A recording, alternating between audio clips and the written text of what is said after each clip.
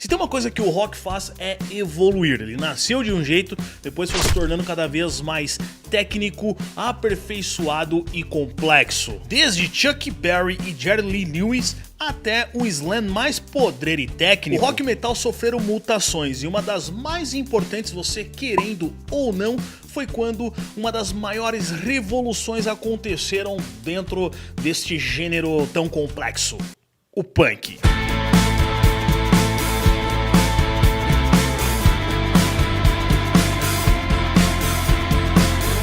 E se eu te falar que o mundo punk está até na bermuda e na música pop que você escuta lá dos anos 80? O punk influenciou desde a New Wave até o metal extremo dos anos oitentistas, e não é difícil ao longo da história do heavy metal você encontrar tributos às bandas do gênero.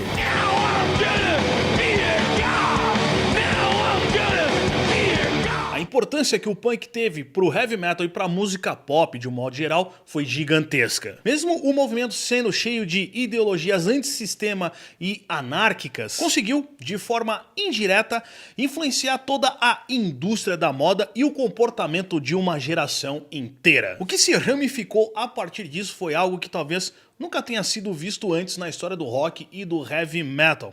Então vamos entender um pouco como é que foi esse rolê todo.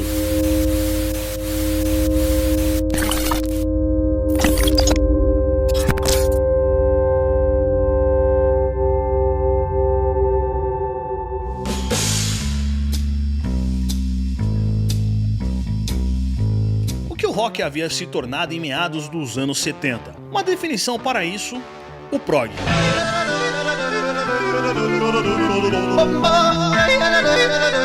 Um verdadeiro emaranhado de notas, riffs, solos de duração duvidosa e técnicas eruditas que mesclavam instrumentos de outras culturas num processo experimental magnífico.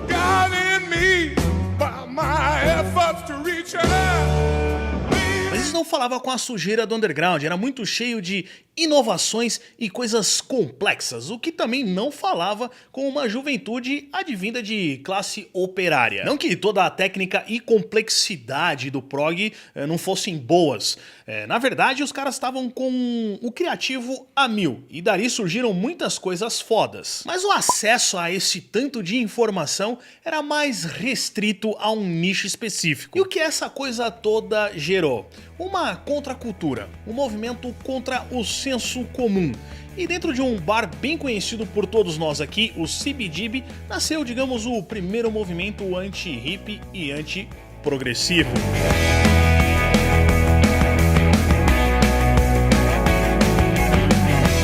Existe uma certa treta histórica para saber quem de fato foi o terreno para o nascimento do punk. Mas de um modo geral, com poucas diferenças entre anos e meses, o movimento aconteceu meio que ao mesmo tempo na Inglaterra e nos Estados Unidos. Cada um com alguma diferença estética influenciando o movimento, cada um do seu jeito. O negócio tinha como proposta a transgressão à ordem, ao sistema e a liberdade de poder consumir aí uns ilícitos malucão. E o total repúdio ao consumismo. Mas mal sabiam que eles também fariam parte disso num futuro não tão distante. Já o termo punk remete à sujeira, à desobediência, desrespeito à ordem e deságua, por fim, em questões anárquicas.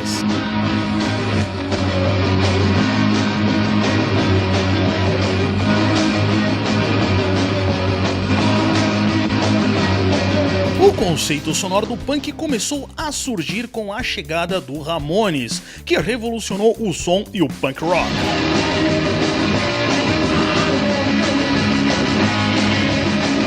A fórmula dos caras era simples, curta e grossa, com riffs que nasceram clássicos e músicas com média de 3 minutos, diferente de uma Inagada da Vida e seus longos 17 minutos.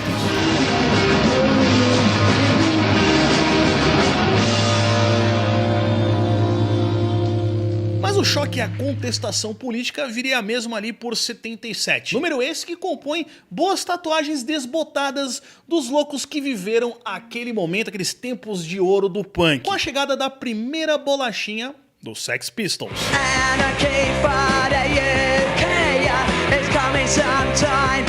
Aqui Tudo era energia adolescente à flor da pele. Ódio, deboche e atitude antissistema. Tudo na banda era contra os bons costumes, a postura no palco, a estética e as palavras sujas.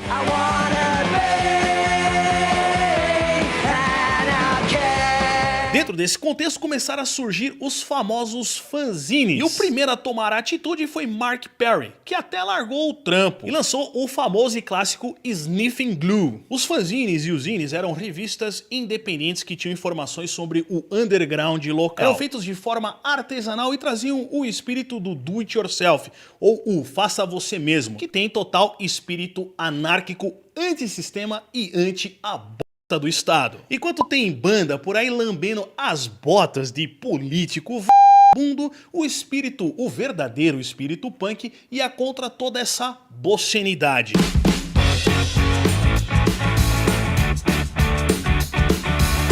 O papel dos zines foi importantíssimo para a difusão das bandas e do movimento. No Brasil, por exemplo, até meados ali de 2005, mais ou menos, a gente conseguia pegar essas belezinhas lá no Hangar 110 ou em alguma loja lá da Galeria do Rock. Mas se nos anos 70 o negócio foi bom, meus velhos, nos anos 80 o negócio explodiu. E a partir dali, tanto o punk da primeira escola como as suas múltiplas ramificações tomaram conta do mundo pop.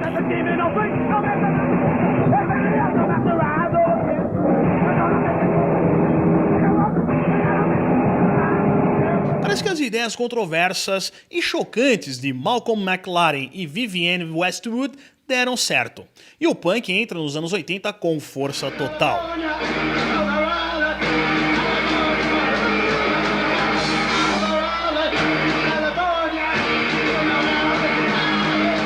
Bandas mais sujas e rápidas começam a surgir influenciadas pela primeira escola dos anos 70.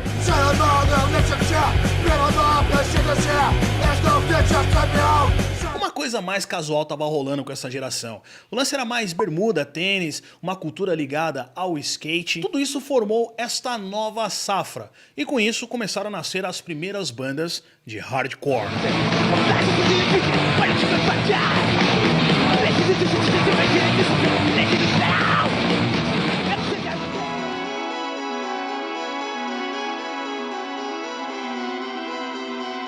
A partir do hardcore e suas bandas, outro galho dessa enorme árvore chamada punk nasce: o crossover.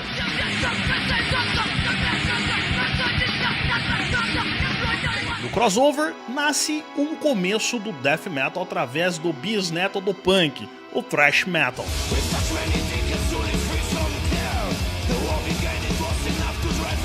E é aí que o punk se torna um negócio onipresente de forma indireta e direta dentro do heavy metal. Por exemplo, a nova onda do metal britânico tem influências do punk. As primeiras bandas lá do black metal, as bases do negócio, eu sei que vai ter trozinho chato, rasgando borga com os dedos aí, mas sim, tem influência do punk também. O Venom, que é uma banda difícil de você conseguir configurar num único rótulo, porque transita entre as bases do black metal e a nova geração do metal britânico, também tem influência. O Motorhead, não preciso nem falar. O death metal, principalmente aquela primeira escola lá dos anos 80, também tem influência, porra!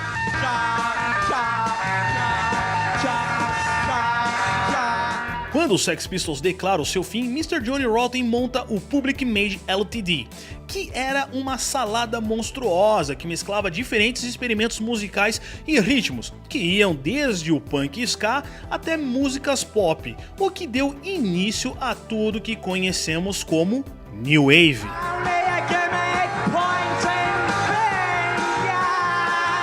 Como todo gênero tem o seu post alguma coisa, com o punk foi a mesma coisa, e aí nos anos 80 começaram a pipocar as primeiras bandas de post-punk, como The Cure, o Joy Division e o Cabaret Voltaire, por exemplo, que traziam um som assim mais obscuro, com letras mais existenciais, mas que de alguma forma ainda mantinham aquele espírito, aquela sonoridade das primeiras bandas setentistas.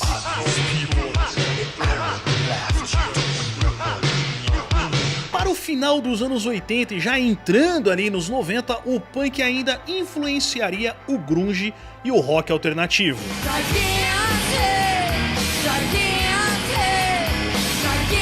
As ramificações do punk são inúmeras. Eu poderia ficar aqui por horas falando para vocês as influências diretas e indiretas que o gênero teve dentro do rock e do heavy metal.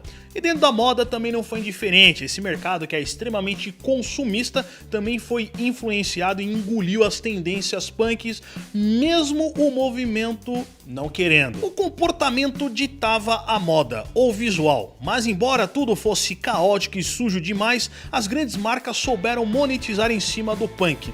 Com o avanço da MTV e as bandas que tinham algum resquício do movimento, a coisa foi sendo diluída entre as massas, em forma de acessórios para o dia a dia, a comercialização de símbolos políticos e, por fim, o punk foi engolido pelo mainstream.